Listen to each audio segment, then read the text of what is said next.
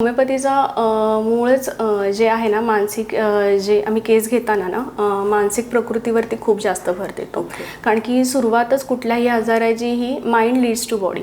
आपण जे विचार करतो त्याचा परिणाम आपल्या शरीरावर होत असतो. तर त्यामुळे ज्या मानसिक समस्या आहेत ना त्याच्यावरती होमिओपॅथीमध्ये खूप छान औषधं आहेत. आणि सध्या मानसिक समस्या अगदी शाळेतल्या मुलांपासून अगदी टीनेजपासून मोठ्यांपर्यंत सगळ्यांमध्ये दिसायला लागले. कारण की कॉम्पिटिशन एवढी वाढली आहे.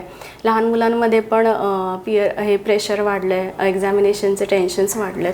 त्यामुळे ते आजकाल पेशंट खूप दिसायला लागलेत. तर अशा ह्यांना म्हणजे लहान मुलांपासून अगदी टीनेजपासून जे आपले रेग्युलर ॲडल्ट आहेत त्यांच्यामध्ये पण मानसिक ताणतणाव खूप वाढला आहे. कारण की कॉम्पिटिशन वाढले, सगळे करिअर ओरिएंटेड आहेत आणि धकाधकीचं जीवन आहे. एकमेकांना वेळ द्यायला नाही आहे, कम्युनिकेशन गॅप वाढत चालले, एकत्र कुटुंब पद्धती कमी होत चालले.